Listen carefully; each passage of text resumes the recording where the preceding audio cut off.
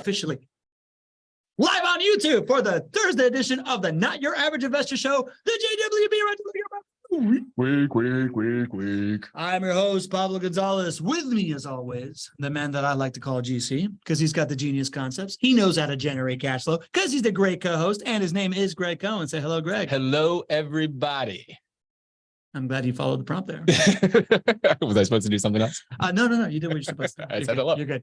And with us, as always, as well, our phenomenal community manager. We call her MTM because she brings us the moments that matter, and because her name is Madison the Magnificent. Say hello, Madison. Hello, everybody.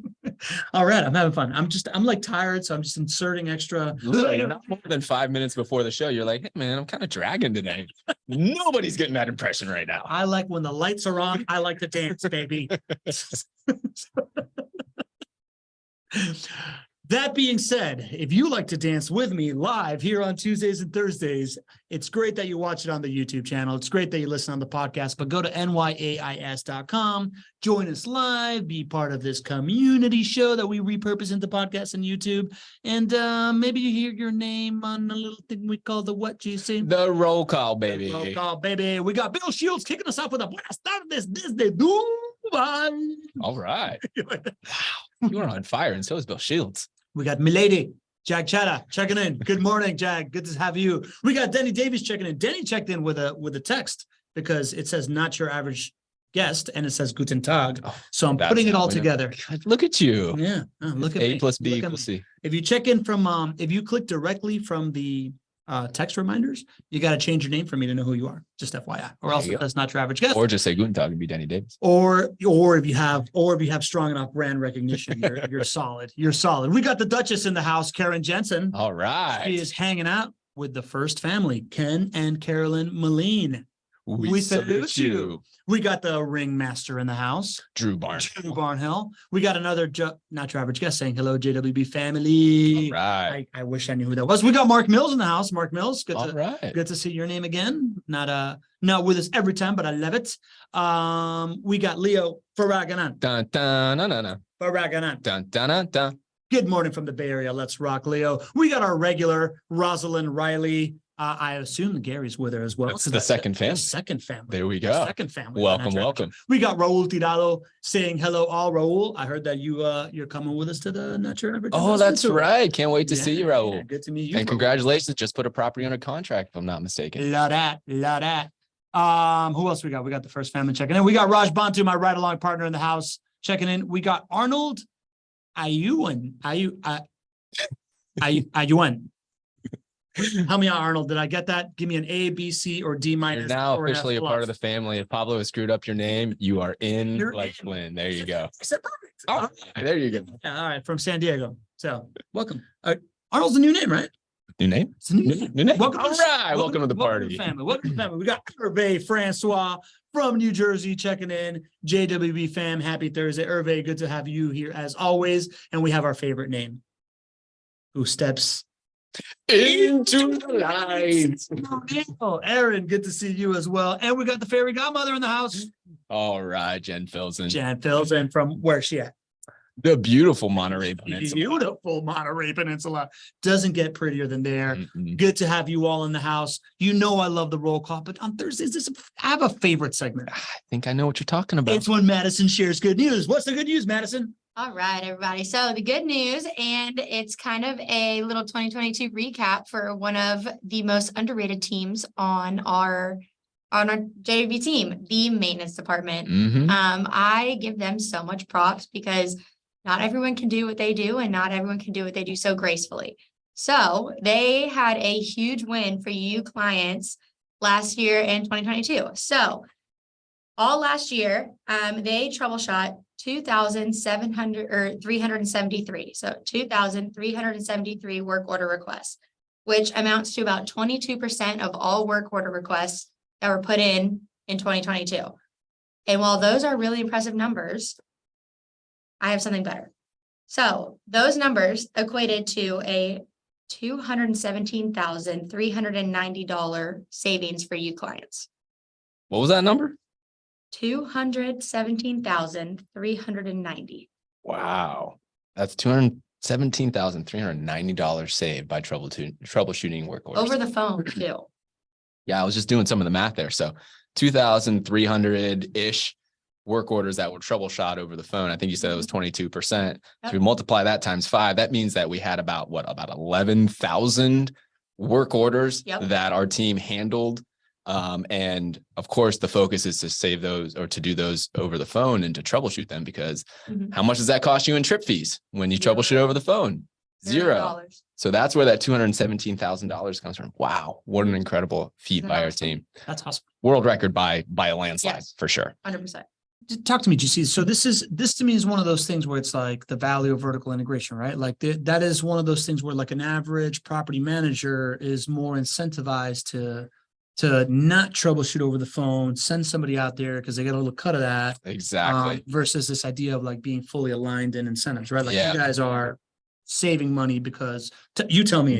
No, it's a dirty little secret about the property management industry. Many people don't know this, and many property managers are not exactly advertising this, but most property management companies get paid a commission or a part of your maintenance bill for processing your work order. So it might be 10% or 15% that's an upcharge on what the vendor charges you when the property management team services your work order. JWB doesn't do that. We are here to drive down maintenance costs and vacancy costs. Those are your two biggest pain points. So we make zero commission. We get 0% when we process your work orders. And you can see how actions follow incentives, right? Our incentive is to keep your maintenance costs low so your returns are higher, so you come back and buy more properties with us. So what do? We align our team and the actions and the behaviors of our team to drive down maintenance costs. And so one of the things we track and measure and train on is how do we troubleshoot things over the phone so that there's no trip fee, there's no cost to the end owner. And you can see this is just a shining example of how this vertical integration comes to serve, our clients in the long run. That is a shining example of good news. Thank you, Around Madison. 600 of those work orders that were troubleshot were just in Q4. Really? Oh, wow. We busy. Busy. That's awesome. Okay, well, I'm going to say it again. That's good news. Sure is. All right. GC, I don't want to call this breaking news because we've already broke it. Okay. Let's hold the standard of what breaking news really is. Yeah, let's hold it. You can't just throw those beeps out anyway. I'm not going to throw a beep, but I'm going to be like, it's like a trumpet. You can tell we practiced this right before. I kind of like that trumpet sound. I'm going to require it a little bit more. Reminder. Oh man, I hope you guys are having as much fun as we are. I mean, I don't know. Well, let's talk about this reminder. We have an extra awesome reminder to give you. Guys, we've got our JWB's Not Your Average Investment Tour coming up. And we did share this with you last week, but it's coming up here. It's going to be February 25th. That is a Saturday, and that's going to be right here in Jacksonville. And we would love all of you to be here with us. And a lot of you have actually already signed up when we announced it. I think on Tuesday, we had, I think 5 or 6 folks right there just signed up. And I know folks are making their flights and their arrangements. And so we're super, super excited. This is going to be a lot of the elements that we've had for our most recent Not Your Average Investor tours with a little bit of something extra, right? We are keeping in mind the folks that, maybe haven't invested before, maybe haven't actually seen what a turnkey rental property is, maybe haven't seen Jacksonville before, maybe don't know what a great rental property neighborhood looks like. Maybe have never met a vertically integrated team before. Maybe you just like to meet us because, you're watching or you're listening on the podcast. This tour really has you in mind. This tour, what we're going to do is we're going to go inside some of JWB's investments. So some of our properties downtown, which is going to be really cool. So you get to see inside those. But what we're also going to do is go out into the neighborhoods, into the JWB neighborhoods. We're going to take a bus. We're going to all load up. We're going to go and check out 2 of our available turnkey rental properties. We're going to do a little live taping of the property of the week. So we're going to do that. We're going to have lunch provided, all that good stuff. It's all included. And then we're going to give you a little bit of insider information. Little insider information. The way to really kind of, take advantage of this asset class, of course, is to find a vertically integrated team. But if you can do that, and you can also kind of hitch your wagon to a huge agent of change that's really going to drive up your returns, that's how you're going to have outsized gains over the next real estate cycle. And that's what you have here in downtown Jacksonville. Downtown Jacksonville is undergoing a revitalization. We just had an article published in the Jacksonville Business Journal where I outlined the 5 phases of revitalization. Jacksonville is in between phase 3 and 4. And that's really where you kind of take this step from just like theory and vision and just, hey, this is going to happen, to where you actually see buildings being renovated downtown. You see the landscape changing, and it's really fun and exciting to be a part of. So we're going to take you on a little walking tour of downtown Jacksonville as well. We've got a happy hour set up. It's going to be a really fun day. So hope you all can join us. It's $39 to attend. That covers everything. We're even going to include lunch. And the place to go is jwbrealestate.com/tour. It's jwbrealestatecapital.com. You can go there. That will also take you there. Or you could just, be simpler and just go to jwbrealestate.com/tour. Either or. Okay. Well, I just put the other one in the. So now we're covered. For those folks who are a little bit more, detail oriented and want to, give their full effort, they can type in capital if they want. They both go to the same place. Okay. jwbrealestate.com/tour. Come join us. We are stepping up the game a little bit, right? Because the IRL meetups was just bring the community together. Right. Right. Like I was just like, come see everybody. Now we're adding a little bit of extra, education. Right. We're actually going to go see properties. Yep. We're going to do a live POT dubs. Which I'm excited.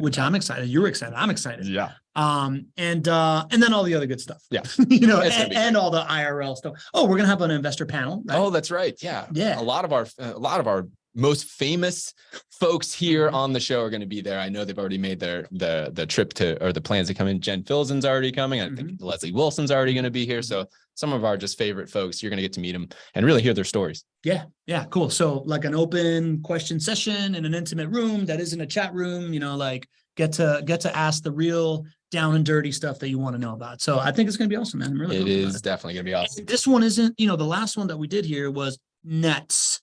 So we're kind of limiting this one, right? It's going to be kind of capped somewhere around 30, something like that, 25. So the last time we did it was amazing, but we had multiple buses and it was really kind of hard to kind of just like deliver a consistent message. Right. And so, I really want to limit it to just maybe one bus full of folks. And I don't know what that number is, but it's going to be 25 or 30 or something.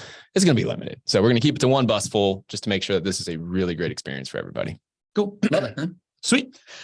Well, that's that. So I guess we got nothing else but actual breaking news right now. GC said he had some breaking news for me and he didn't want to tell me what it was before. You want me to go with the breaking news that you don't know, or the breaking news that you do know? Yeah, all right. All right.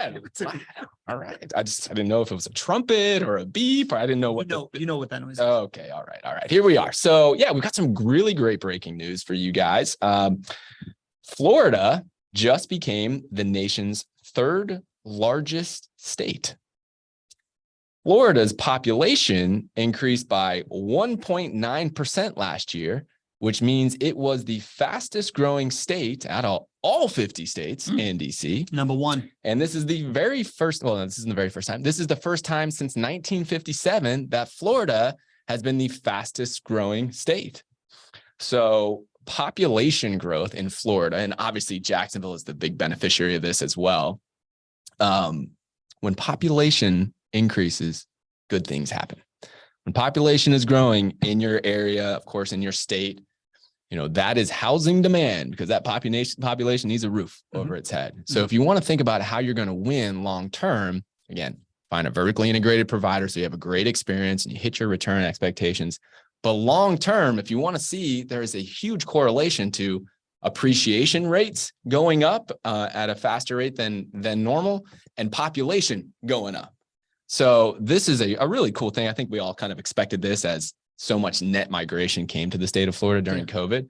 But now we're starting to see the U.S. Census Bureau start to release some of this data, which is from 2021 to 2022. And I think the good news is going to continue to come for Jacksonville and for the state of Florida in terms of population growth. I mean, no doubt in my mind. Do we know? So we're on the pedestal now. Like we just made we're medalists. We are. Right. We're at number 3. We passed New York. New York. That's what I want to know. Yeah, get that New York. Yep. That's right. That's right. And welcome, New York. Yeah, we love the illustrious Hudson Valley. That's true. Hudson Valley. Chris, We love New Yorkers, but as far as the geography goes, we're winning. So there you go. And I'm putting this out because, it's not like every state did really well for COVID. I mean, the states that did really well because of a lot of things, right? It's just kind of like accentuated positive trends of population growth. There were 18 generally southern migrations into tax-free states. Yes, exactly. Right. There you go. There were 18 states that had population declines from 2021 to 2022. Can you guess the 2 states that had the largest declines of population? I would say California and New York. California and Illinois. Oh, Chicago. Illinois. Huh? Yeah, Illinois. So they both had 6-figure declines in their population numbers. Good to be where population is growing. Okay, interesting, man. That's really cool. That is good breaking news. And before we get into the property, we got some breaking news from last week that we didn't get to last week. My goodness, can you handle all this breaking news? I can handle it. All right. So maybe a show ago, 2 shows ago, 3 shows ago. Last property of the week. Last property of the week. Thank you, sir. Thank you, sir. So we were talking about really drilling into some metrics that nobody else is talking about. And we talked about some metrics that were, leaning, if all you knew about this metric, it might lead you to think that there's going to be better than average home price appreciation, right? Like, for example, months of inventory is actually lower than 6 right now. That would lead you to believe that there's better than average months of inventory coming in. And we shared some other stats that are really drilling in. And I shared that there, from our relationships with builders here locally, we think that there's about 2,000 to 3,000 houses in shadow inventory that are going to hit the market. And, all you knew was that stat, you might say, oh, geez, or you might have population, or you might have pricing stagnation or even declines just based on that. So there's all this really cool information that is nice to know. None of it should be taken as exactly where the real estate market is going to go. But I want to keep just sprinkling on nuggets of information so you guys see what I see. We're weaving a tapestry. So here's something that would lead to more housing demand. So this would be a positive influence on prices. Many people aren't aware, but when this happens regularly, but basically FHA, which insures mortgages, reevaluates what their loan limits are. And as we had so much home price appreciation over the last couple of years, FHA has reevaluated what their loan limits are, and they've increased those loan limits, and they've increased them a lot in Jacksonville.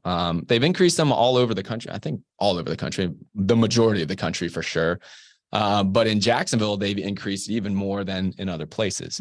So the numbers on this, FHA loan limits are now increasing by a number of $94,000 in Jacksonville. And I'll break down what this really means to you guys in just a second. So in 2022, the FHA loan limit was about $432,000. And in 2023, right now, the FHA loan limits are actually up to about $527,000. So what does this really mean? This means that borrowers now can qualify with lower credit scores and can also purchase homes with a smaller down payment. And so homes become more affordable for folks because now they can have the down payment to be able to qualify. And this is what the FHA program allows borrowers to do. So to give you some real life examples, if you get an FHA loan and you have a 580 credit score, you can put 3.5% down. You actually can qualify for an FHA loan with a little bit less than a 580 credit score as well. But what this does is it takes this from maybe 20% down, which you might need, to now 3.5% down. And the alternative here is if you were in that, call it $500,000 loan limit before, it didn't qualify in 2022 and now it qualifies in 2023, this can have a significant impact on your ability to get qualified to buy a home. If you have a 600 credit score and you're buying a $500,000, if you need a $500,000 mortgage, you can put down as little as $17,500 and be able to buy a home. Okay. That's awesome. So this is not a new program. This is what FHA is. So don't say, oh, geez, we're just creating new loan products that is going to, be back to what happened in 2008. There's nothing new here. This is based on what the real estate market has done. But at the end of the day, this is going to help people be able to buy houses, which would lead to increased demand and a positive influence, all other things held constant, on real estate pricing. Helping people, allowing more people to buy homes increases the demand because it increases the supply of buyers, right? Like it just makes more people available to do it. Yep. Therefore, all things constant, demand goes up. That means pricing, It'll be a positive influence. Yeah, on it. like I'm an economics major. Yeah. So, the invisible hand. If demand goes up, all other things constant, pricing goes up as well, right? So which means that, again, a data point in the tapestry of all the different things that we believe that say real estate will continue to go up despite the fact that we're going into recessionary times. Another string in the tapestry. Yeah, I think, the two things that are driving the real estate market the most, this is not going to drive the real estate market the most. The things that are going to drive the real estate market is the undersupply, which we currently have. And then what does the Fed do with interest rates, right? Because interest rates are going to have a much bigger effect on demand than what I just shared with you here. So we are undersupplied right now in the Jacksonville real estate market. I expect it to be that way for some period of time, at least. And then we don't know what the Fed's going to do. We don't know how inflation is going to be handled. So those are the biggest things to pay attention to. And, you guys know I'll be keeping you updated. That's what we do here. So. All right, cool. Let's go. Then I think it's time that, what I do. What you do? I magically like to whisk us away to these foreign locations, such as 8949 India Avenue, Jacksonville, Florida, 32211. And it's beautiful little two-story property here. This looks like the quintessential JWB skinny lot build right here. Purchase price of $260,000, monthly rent of $1,550. It is a 3-bedroom, 2.5 bathroom, 1,509 square feet. It's finished, and it's got a leasing term of 3 years. It is in Jacksonville, so it's got that best in class and cash flowing asset class appreciation rate of 4.6%. And what us, not your average investors here, look at is this IRR of 14.18%, buoyed by this, I don't know how I say that, buoyed, by the incentive package that's currently in place. But you see, what I really want to know, I think what everybody wants to know is, what do you love about this property? I thought you'd never ask. But I'll tell you what I love about this property. Here's something that all those really great things that you talked about on the numbers, here's something you don't see from that good looking picture of that new construction home or that IRR of 14.2%. What you don't see is the success that surrounds this property. Right. I actually went and I looked at how many JWB clients own properties in a 1 mile radius. There have been over 250 properties. Once I got to 250, I was like, that's good enough. There's more than that, but there's over 250 properties that have been purchased by JWB clients that we continue to manage within 1 mile of this house here on India Avenue. So if you want to think about, some of the old cliches, if it ain't broke, don't fix it, right? Follow a path that has already been laid out before you of success, right? That's what you're able to do when you invest in a property like here on India Avenue. And the really good thing is that it's not just this property here on India Avenue. I could make give you similar stats of other properties that JWB has, is selling now or continues to manage, because guys, we invest in 4 core neighborhoods. That's what we do. If you look at the map, this is India right here. Yeah. This is the green dot. Okay. The rest of these are the blue ones all around it. Yep. So over 250 properties within a mile radius there. Right here, and this is in the Arlington neighborhood, and more similar, it's Oakwood Villas within the Arlington neighborhood. So Arlington is one of our 4 core neighborhoods. Well, we have the north side, we have the west side, and we have the south side. Those are where we invest, guys. And so you can see similar patterns, right? If you were to buy a property in the north side, well, guess what? If you want to kind of circle that, right around there, right? You're going to see there is a ton of other success right around your property, right? So this gives you a confidence to know, how are we going to set the right rent rate for you? How are we going to make sure that your resident wants to continue to rent there for a long time? How do you know that your market value is market value? Well, you see what other things are selling for because the house just down the street just sold or what have you. Same thing on the west side, same thing on the south side. So what I really love about this property that you might not see on these evaluations is the pattern of success that you just simply get to tag along onto. Yep. Clear pattern of success here as we show this, right? Like it almost just looks like one big blob, right? But like if we're talking about your core neighborhoods, it's over here, north side, right north of downtown is the north side. Over here, west side, west of this naval station that has a ton of jobs, right on the west. Arlington neighborhood, just a giant cluster here. And then this is south side here. Yep. And then south is just south of downtown there. Yep. So, all right, there you go, man. There you go. Are you impressed? And oh, by the way, I love the incentive package. We only have what? We have 12 days. 12 days for you to take advantage of the incentive package. That's up to just about $10,000 for you in incentives when you put properties under contract. I got to tell you, this incentive package has really been working. It's been pretty cool. Yeah. You know, we talked about kind of generating some really good buzz going into the new year. In December, we had sold more homes. That's the most homes sold since May of this year.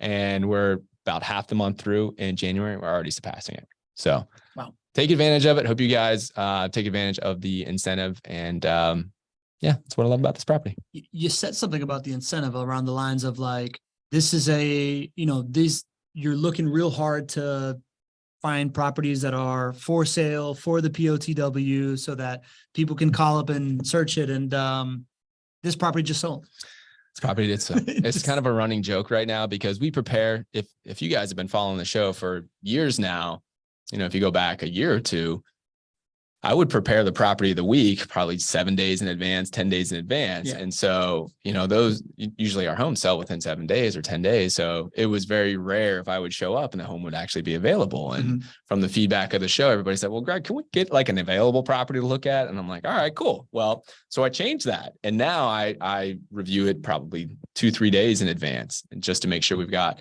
everybody on the same page. We know what we're going to be doing. So 2 to 3 days is about the minimum I can do it.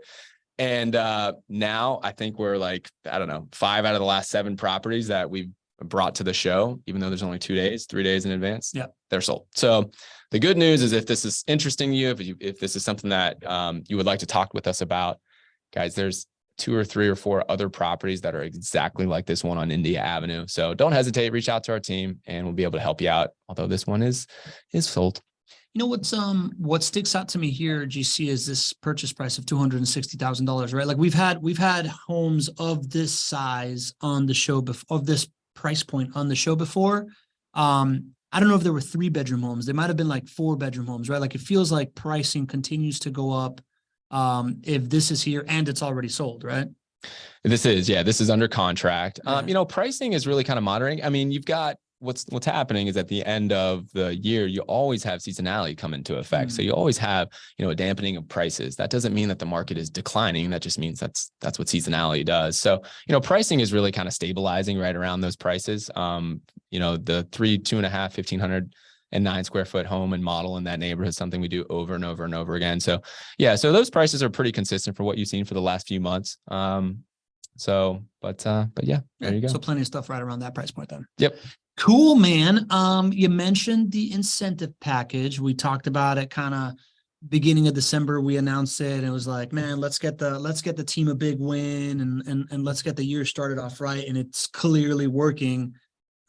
Jag's got a wish list item here in the Q&A saying she wishes that the financial incentives were aligned to the February market trip. What do you say about that? You think is the incentive package going to get, is it going to get extended? Is it not? Well, you know, I can't tell the future there. So I'm not sure about that, but Jag, I just really wonder why it needs to align with the market trip. I mean, this is the first, you know, Not Your Average Investment tour we've done where we've actually done a property tour in, I don't know, maybe like 10 years. And, you know, our clients bought 350, 400 houses last year. So you definitely don't need the tour to be able to put a home under contract. So Jag, I just encourage you to get on the phone with us and see what we can do to help you, you know, take advantage of the incentive. And sounds like buying a property is in your near future here. So I would just encourage you to jump on the phone and, you know, that's how people buy homes with us. They buy them over the phone and, you know, the tour is just kind of a supplement and a help there, but you definitely don't need to wait for that. All right, cool, man. I'm glad we gave you that one. Want to jump in boots and all is what Jag says. Love it. That's awesome. All right. Michael Santorios has a question. Gregg, based on last year to this year, are you finding it's taking longer or shorter to rent a vacant property? Has the average days on market increased, decreased, or stayed the same? Michael, great question as always. The answer is it has increased, right? Homes on the market last year were insanely low it was for like 7 days on Yeah. market. And even if you go back to the shows back in the day, I was sharing the stats with you guys, but I'm like, guys, don't hold me to this because this is an aberration in the market, right? We were so undersupplied for homes, both on the for rent market and the for sale market that, that's one of the reasons why rents shot up so much and just homes were just renting so quick. And it's not only because JWB does a good job of renting homes back in the day. So we expected homes to go up. There's also a little bit of seasonality when it comes to the rental market. You always have a little bit of a slowdown as far as renting homes when it comes to the end of the year and the beginning of the year.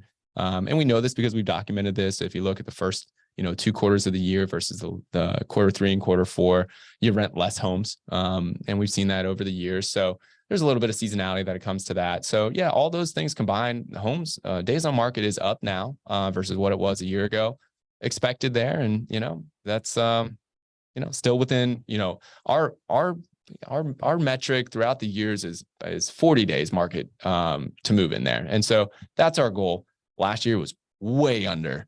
We're going to be closer to that this year. So 40 days to market, that's what's on the deal evals, right? Like that's what the IRR reflects based on a turn of every 5 years or something like that. Right? Yeah, exactly. It takes into account how often you have your property turns, and then it assumes that we have a 40-day market to move in. There you go. All right. Fairy Godmother is asking us to remind everybody how we can sign up for the February 25th Jack's Tour. And if she asks, we oblige. Madison shared in the chat for a link that you can just click on. But if you go to jwbrealestate.com/tour, then you can hop on in. We got a great question here from Melissa Matthews in the chat. She's asking, how much money is needed upfront to get into a property like this with JWB? So that's a great question. And we'll just kind of do the math here. So, typically you can put down anywhere from 20%, maybe 25%. Some clients might choose to put 30% down. And then you have other closing costs that come into the mix. In fact, and Pablo, this might be a good time if you have the other evaluation. I do. Yeah. Of course. You are so good at this. Soup's prepared out here. Super duper prepared. Yeah, what we'll do is we'll actually take you into the evaluation that you would look at if you were going to be purchasing this home and talking with my team about it. And so this sheet, this tab is where you want to be, conventionally financed property. Right here at the bottom of the sheet, there's a summary, there's an analysis in cash and analysis in conventional finance for our podcast listeners. There you go. And if anybody wants to fiddle around with this and have access to this exact Excel spreadsheet, no limitations. You can adjust the formulas and things like that. You just go to jwbinventory.com and then you can start fiddling around with it. I just got to just pause this real quick. Nadeem announced in the chat that he plans to come. Yes. Let's go. All right. Way to go. Way to go. That is awesome. All right. Continue.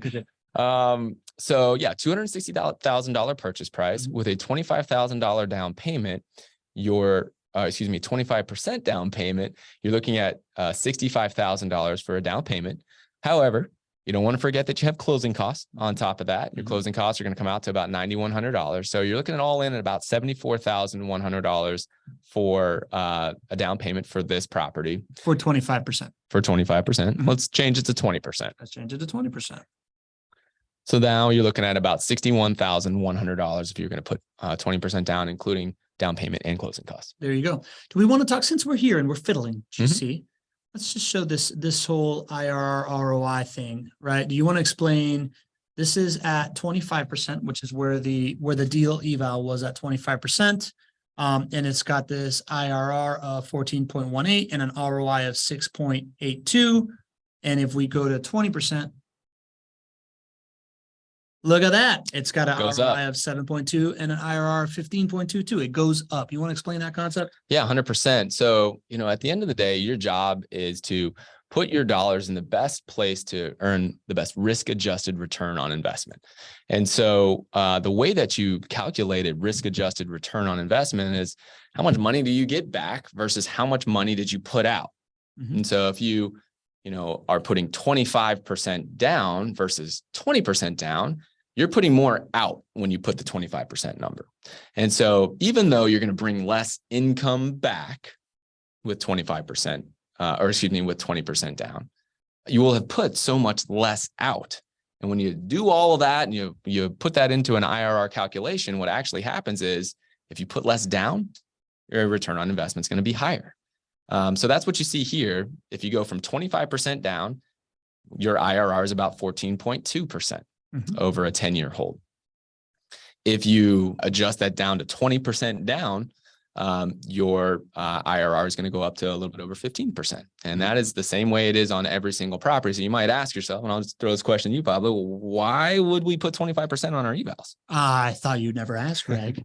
25% is the average of what people put, right? Like between 20, 25, 30.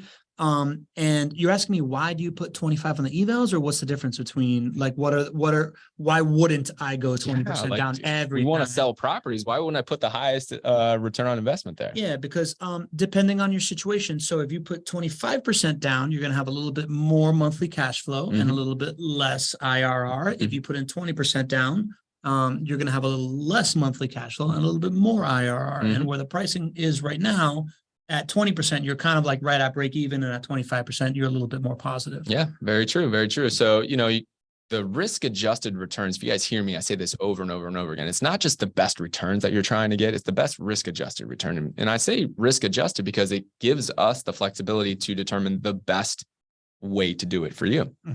Right. So if you're somebody who's just starting to invest and you have maybe one rental property, I don't want this to be a cash flow negative situation for you, right? So at 25% down, you're going to be cash flow positive. Well, depending on how the numbers shake out, at 20% down, you might be slightly cash flow negative. Now, I want this to be cash flow positive for you. Am I willing to give up an extra point of return when I advise you on what to do as far as how to buy this property for you to put 25% down and maybe give up a point of returns in order to have positive cash flow? Yeah, I think that's probably the best thing for you. Now, if you are a seasoned investor, you're a client who owns 10 properties with us, and you've got all these different sources of income. Maybe you have some of these that are already cash flowing $300, $400, $500 a month. Well, when you go to add your next property, we might look and say, well, should you put 20% down or 25%? Well, I'm not worried about you being a little bit cash flow negative on one property. At that point, it's all about your best risk adjusted return is to make sure that your IRRs are as high as possible, given, the risk parameters that we want to take on. So that might be a point where we might say, hey, listen, 20% down is the right approach for you. Let's maximize your returns, knowing that you might be slightly cash flow negative for 20% down, but you've got all this other cash flow in other places. So gives us the flexibility to advise you in the right way. We got some good stuff, GC, and I think we're going to expand on that a little bit because we got some really good questions from what seems like new community members, and we're going to be able to dive into some like real X's and O's that we haven't done in a while. Anish Patel, Anish, welcome to the show. Good to have you here. Says, what happens after 3 years lease term is over? Do you help with finding a new tenant? Anish, it's really nice to have you here, and it does sound like you're a little bit newer to the JWB way of doing things, which is incredible. We have been really hoping to see some new, fresh faces onto the show, and so super appreciate you being here. And great question. So we sign long-term leases, either 2 or 3 year leases, but our commitment to having long-term resident stays does not end when the lease term is over. In fact, it's quite the opposite. We hire and train our team to be focused on, especially on our property management team, to hitting our goals for lease renewals. And this year, like our standard has been about 70% over the years. This year, we hit 73%. That means that for that example, when the initial lease term is over and that resident, has an option of what they want to do, 73% of the time here at JWB, that resident decided to renew with that home with us to continue that long-term resident stay. And that's really critical if you're thinking about jumping into investing in rental properties. Working with a vertically integrated provider and a property manager who understands how critical that is like gold. Because if you actually run the numbers, every time a renewal happens for our clients, that saves you about $6,000 to $7,000 of costs that you don't have to spend because your resident stays in your home And by doing this over and over again, that's how we achieve a 4.5-year average resident stay for our clients. So super great question. It's super important. And it's one of the ways that we win for you. Awesome. Super glad you asked that question. Vonda Lynn comes in with a couple of great questions that's going to allow us to elaborate on some stuff. She's asking, is the cash flow $144 a month with 25% down? And is it 0 with 20% down? So first, let's answer those questions. Yeah. So the cash flow of $144 a month is taking the average cash flows over that 10-year hold.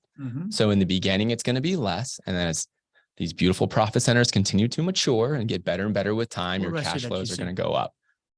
So if you go and you do the cash flows of year one, it's easier if you go back to where it said 144 up top and go to the right. Okay.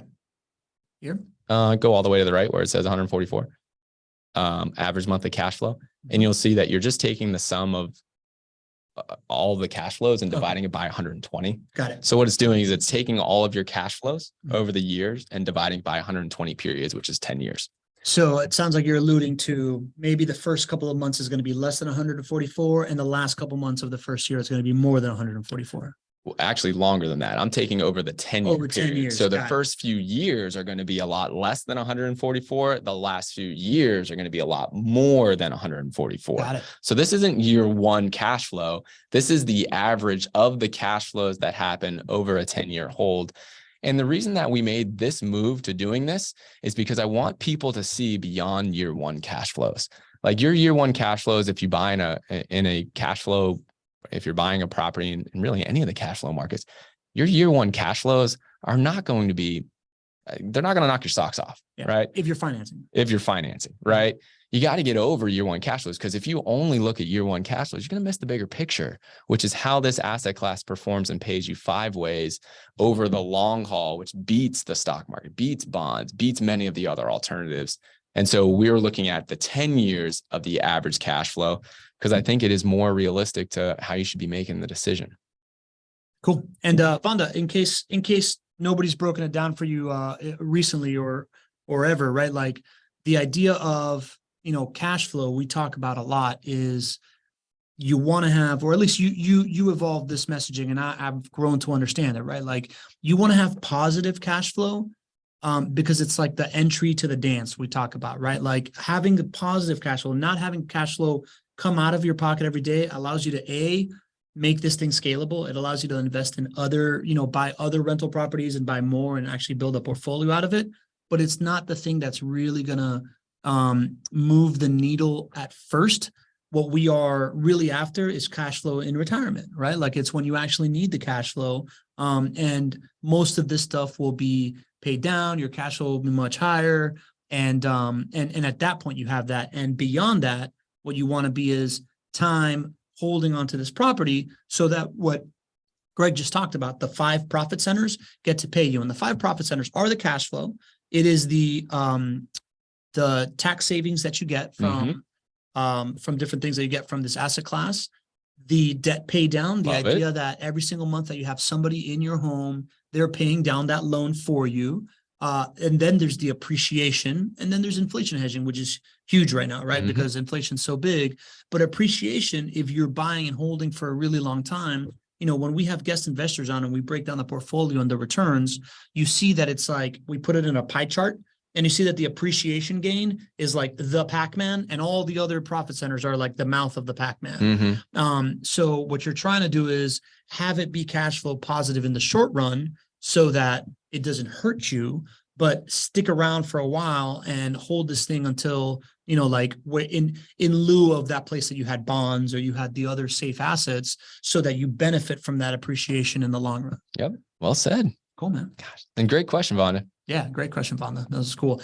Our boy, Pedro Nacianceno is asking us, does it make sense that I am thinking 25% down payment is good so I can refinance in 5 to 7 years? Talk through that one, GC.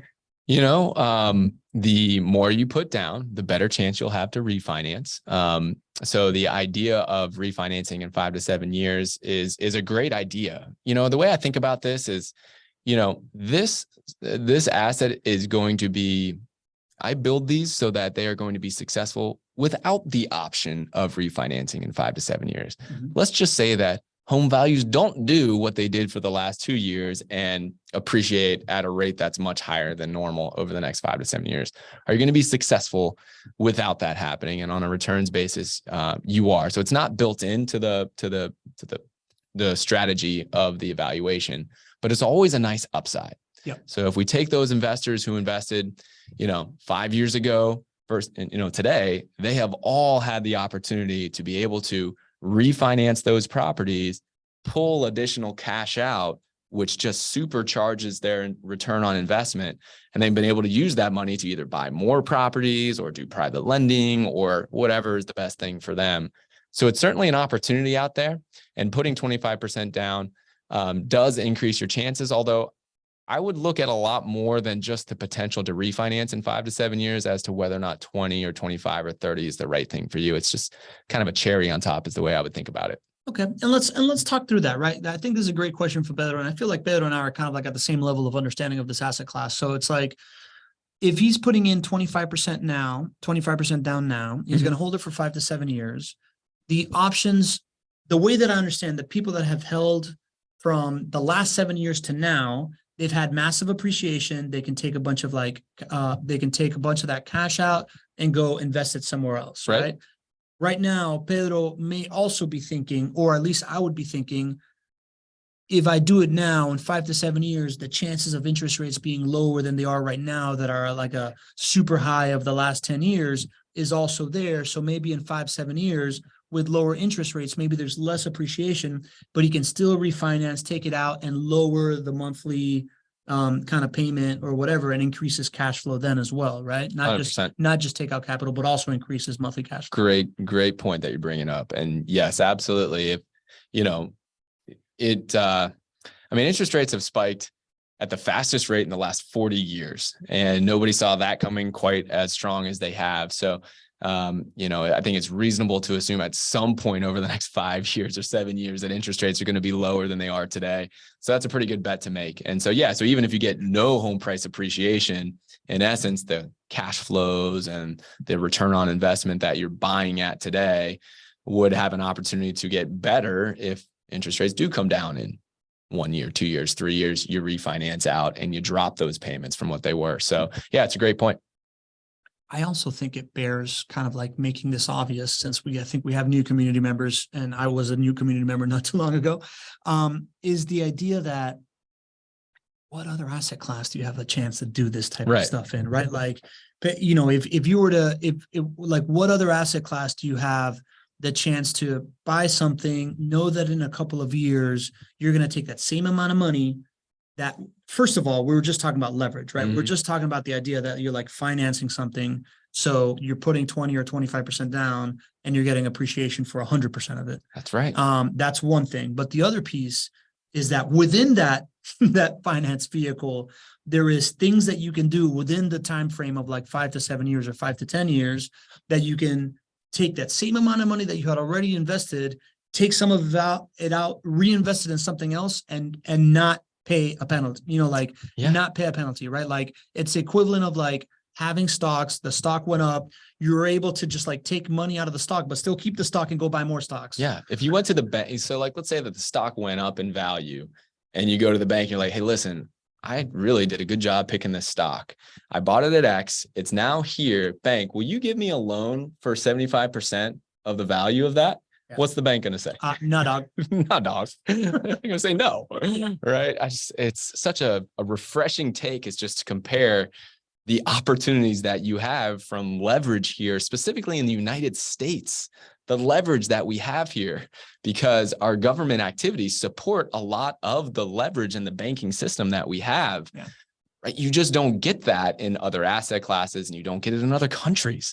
I actually was just meeting before with a new marketing partner who has a real international appeal. And so they asked me to do a webinar with them, and be speaking to folks from the UK and Israel and all these other places. Just for the record, I have international appeal as a marketing partner. Yes, you do. Yes, you do. Continue. Yes, you do. And nobody shakes their hair quite like you do when we start. So don't you worry. Okay. And so we were talking about putting together content, and they're like, let's talk about why investing in single family rental properties in Jacksonville, Florida is so appealing for somebody who's investing in the UK or, in Canada or in Israel. And a big appeal is this leverage. If you go to those other countries, you don't get 30-year loans that have relatively low interest rates. I know they're higher today than what you guys saw a year ago, but they're still relatively low and lower than other countries for sure. And so, when you learn how to use smart debt as a tool to help you achieve your financial goals, there is no better place to do it than in single family rental properties here in the United States than anywhere else in the world. Agreed. And to that point, Denny Davis says, I have refinanced 9 of my 12 financed JWB properties and used the refinanced money to make an additional $28,000 per year cash flow by private lending that money back to JWB. After that's paying for the additional mortgage interest and federal taxes on the private lending. And this aside from purchasing 2 additional JWB properties in 2022, it's literally investment cash rolling into investment cash, rolling into investment cash. The exponential growth in various aspects of our net worth has been ridiculous, all because of JWB. Denny Davis, I want to be like you when I grew up, man. Man, that is awesome, Denny. Thank you so much for sharing. It's not all because of JWB. It's because of you and because of your family. And, Denny's one of our longest clients. I mean, we want to talk about it. It's always a leap of faith to invest in a turnkey rental property, especially if you don't live locally. So I get all that. Denny and his family took a real leap of faith. I think they started to invest with us, 12 years ago, 14 years ago, before we were as buttoned up as we like to think we are now. And so I'm always very, very grateful for the trust that you placed in us, Denny, man. When maybe it wasn't, it wasn't as visible as hopefully as it is now, is why this is a great investment. Cool. I want to bring something up. So Abby Faludin asking, can we share a replay of today's webinar? Just want to let everybody know that this is a live show, but this thing, number one, it's streamed live on YouTube. So you can go to JWB's YouTube channel right now, go to videos and you can see it. Yeah. 2, we take these shows and we repurpose them and make them look good for YouTube and release them again on Monday. And we also repurpose it into a podcast. So if you're driving around and you just want to listen to it again on Monday, the podcast, Not Your Average Investor Show, is going to come out. It's going to be this one. Mm-hmm. So just letting you all know that we make it as easy as possible to find it.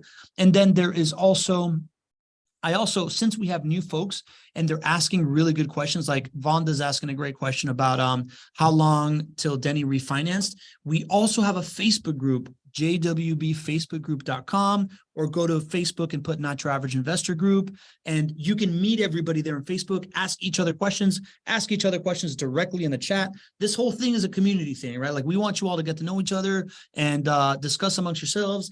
And then on top of that, you can also come in February. Yeah, you got a lot of ways. Yeah. I'm super curious for some of the new folks who are on the show. If you wouldn't mind just putting in the chat how you found out about us. How did you find our little corner of the internet here? Yeah, please, because this seems like a new show that has more new people than usual. So please let us know. Mm-hmm. I would love to hear about that. Nick Brower puts Pablo. Thank you, Nick. Nick's been coming to my show too. Oh, I love it. Arnold said GRE. That's awesome, man. We love GRE. Arnold also has a great question that was in the chat, I believe. Yes, Arnold. I'm gonna go for your last name again. Arnold Ayun. I think I got it. There you go. Got it. Arnold Ayun. For the win. Thanks for breaking it down. How long on average before your investors can access a HELOC for their rentals? So a HELOC is a home equity line of credit. And man, I wish home equity lines of credit were more available for rental properties. I can tell you a lot more clients would have access to that equity there, because the JWB rental properties they purchased 2 years ago, 3 years ago, 5 years, 10 years ago, have accumulated a lot of equity, and a home equity line of credit is a great way to do it. It's just not available. Home equity lines of credit usually aren't available on investment properties. Home equity lines of credit are available on primary residences. And so that's where I would go to first. That is a great strategy that many clients have used to access the equity they have in their home and to turn that equity into what, Pablo? Income. Turning equity into income. It's really important as you go into a recession. So think about your primary residence. And then, if you want a glimmer of hope, when I started to invest in 2006, one of the very first ways that I was able to gain capital is using home equity lines of credit on investment properties. So just because it's not available now doesn't mean it's never going to be available. It was available back in the day, but hasn't really been available since the Great Recession. Awesome, man. Awesome. And Vonda had a question, we were referencing it, right? Like she asked two things. How does private money lending with JWB work, and how long before he refinanced? Denny answered the how long before he refinanced. He said, good question, 7 to 8 years for refinancing each property, right along the timeline that Gregg discussed. So that was what Denny did. And GC, how does private money lending work? Private money lending is another way to diversify within real estate. We talk about smart investing strategies, and you want to be diversified. You don't want to put all of your eggs in one basket. Well, I think what many people fail to realize is that within the real estate asset class, you can diversify a number of different ways. So like Denny, for example, I'm so glad he shared his story here, because, he owns turnkey rental properties with us. So he owns that portfolio. And then in addition to that, he also is a private money lender. And so what he does is he basically lends money to JWB, which JWB uses to build new construction houses or to renovate houses, which become assets that we then put a resident in place and then sell as turnkey rental properties. So you can be the owner of rental properties. You can also diversify and be a lender, right? Just like a bank is a lender on real estate development, you can be a lender to real estate development. And JWB has been blessed with our community of private lenders. We've borrowed over $300 million since 2006. It started just with friends and family, and maybe Denny in the beginning. Denny became a friend and pretty much family to JWB. And over the years, it has just grown really by word of mouth. We have 100% track record of paying every client back with principal and interest. And we pay 10%, which is a really great interest rate to earn in a risk mitigated fashion. And so yeah, if you're interested in private lending, you can reach out to my team as well. And we'll be able to help you either on the owning of turnkey rental property side or on the private lending side. Private lending is how I got started with JWB. That's right. Back in 2014. Just makes great friends. It makes good friends. It makes good friends. That was way before I was in marketing or anything. I just had a friend of a friend that knew these guys, and I got started that way. And then I didn't really understand it, so I took my money out right after. It sounds like you did it, and you didn't really understand it when you did it. I didn't. I just had Rich be like, yo, dude, I'm getting 10% of my money. I was like, all right, it's like a stock tip or something. I like a tip. I like a tip. Jen Filson is asking, can we get Denny on a future show sharing how he does the investment cash flow rollover strategy? Nadeem and I would really like to hear him expand on the strategy. Denny, you have been requested, my friend. Denny is, whatever capacity Denny wants to share his success, we love it. And I won't pressure Denny, but other people apparently can. And Denny also has a request. Maybe Gregg and Pablo should do a show on refinancing. All right. You are required to do an initial purchase using JWB's team and loan professionals, but you're always able to refinance your loans with whomever you want. I tried to do this. I failed. I went back to JWB with my hat in hand and asked for a bank recommendation for refinancing. Since we have some additional challenges, JWB came through, found us a lender with rates even better than I could find, and the loans went through. Incredible.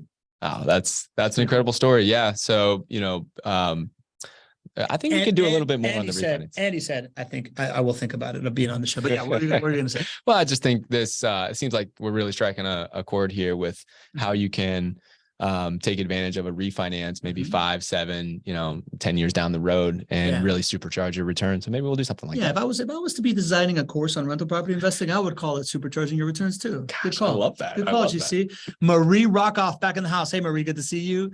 Asking regarding private lending, who would I contact in regard to this option? So Marie, you can reach out to your portfolio manager. That's probably the easiest contact person for you. And you can also reach out to Jamie Crawford, who runs our private lending here at JWB. Her email is really simple. It's just jc@jwbcompanies.com, jc@jwbcompanies.com, or just reach out to your portfolio manager and we'll get you set up. This was one of the best property of the weeks we've had in a while. It's awesome. And it's because we had a bunch of new people asking great questions. It was so good to see the new community members in the house. Good to see, good like Arnold coming in and immediately checking in. Other folks like Vonda just coming in and asking questions. This is really, really awesome. It's what drives this Thursday show to be as good good as possible. That's what this thing is made to be. If you want to go to a live version of this, join us on the Not Your Average Investing tour in February, but keep coming back on Tuesdays. We got a big show this Tuesday. Ooh, GC. we do. It's the GC State of the Union. STSOTU, the SOTU.